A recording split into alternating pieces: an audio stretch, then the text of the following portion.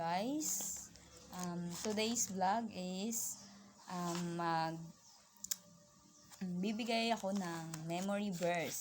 So, my memory verse in life is Exodus 20, verse 12. Love your mother and father because you will never get another. So, alam naman natin na sa panahon ngayon, based on my experience is OFW yung mother ko.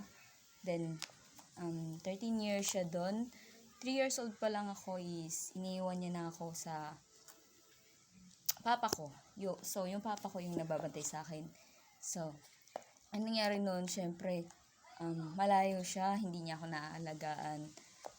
At, that time, napunta ako dun sa, kasi may family problem. So, parang may galit ako sa magulang ko. Pero, nung umuwi siya, kasi nagtrabaho nga siya ng 13 years sa Taiwan para sa kinabukasan namin. Nung umuwi siya, dahil inalipin kami noon for 5 years ng parang yung katulong namin na pamangkin din na guardian namin, yung pinapabantay ni mama sa amin. Inalipin kami for 5 years. Then, so, umuwi si mama, galing siya Taiwan. I am grade 10 that time. Then, umuwi siya dahil pasaway na nga ako. So, doon ko na-realize na yung love your mother because you will never get another. Dahil sa panahon ngayon, mahirap nang walang magulang sa tabi mo, dahil syempre sila provide lahat sa bahay. So, if mawala yung mother mo, sino na lang, lalo na pag di mo pa kaya yung sarili mo, diba?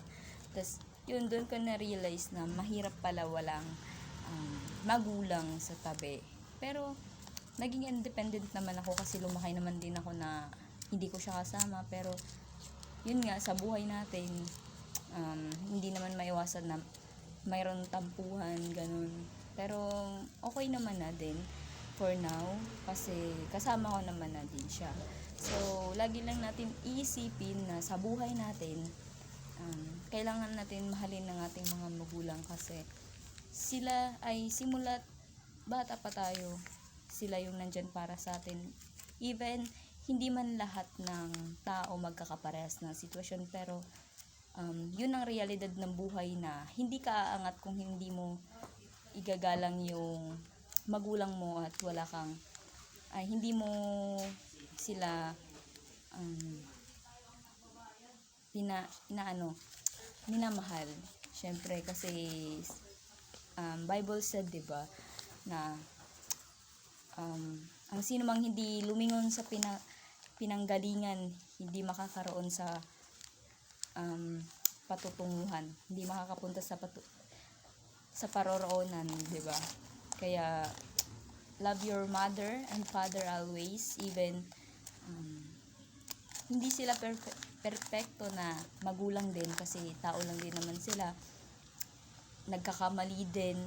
Pero lagi nating iisipin na kung wala sila, wala tayo. So, yun lamang po guys. Thank you.